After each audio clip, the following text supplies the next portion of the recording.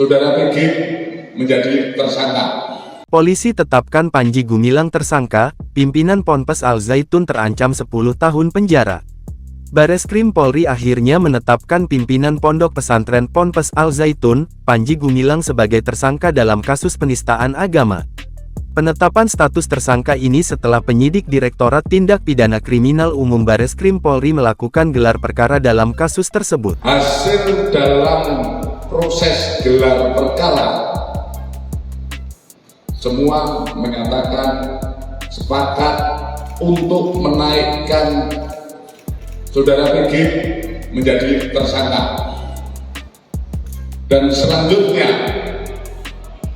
selanjutnya pada pukul kurang lebih 21.15 penyidik langsung memberikan surat perintah penangkapan disertai dengan penetapan sebagai tersangka.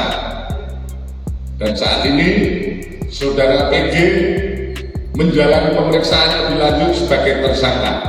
Juhandani menuturkan, saat ini pihaknya masih melakukan pemeriksaan terhadap Panji usai menetapkannya sebagai tersangka. Pasal yang dipersangkakan yaitu pasal 14 ayat 1 Undang-Undang Nomor 1 Tahun 46 tentang Peraturan Hukum Pidana, di mana ini ancamannya 10 tahun.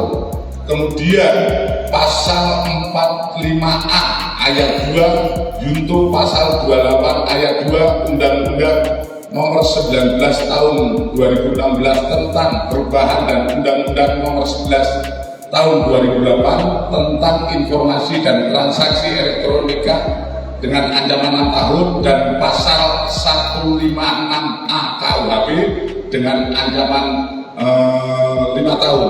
Ditegaskan polisi memeriksa 40 saksi dan 17 ahli sehingga didapatkan alat bukti elektronik, keterangan ahli. Untuk informasi, Panji Gumilang sendiri terseret sejumlah kasus yang sedang dilakukan penyelidikan dan penyidikan oleh Polri. Pimpinan Ponpes Al Zaitun tersebut awalnya diduga melakukan penistaan agama atas pertanyaan-pertanyaan yang mengundang polemik.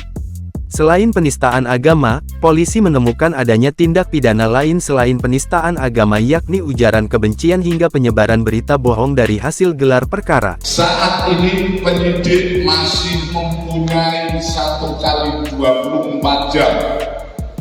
Jadi proses penyidikan kami saat ini hanya melaksanakan proses penangkapan. Untuk lebih lanjut, kita melihat perkembangan penyidikan yang dilaksanakan malam ini.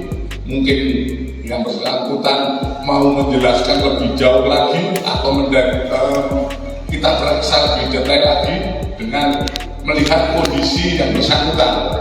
Kalau itu tidak selesai, kita lanjutkan besok pemeriksaan. Dan status yang bersangkutan saat ini masih dalam pemeriksaan ataupun penangkapan, di mana penyidik mempunyai kewenangan 1x24 jam.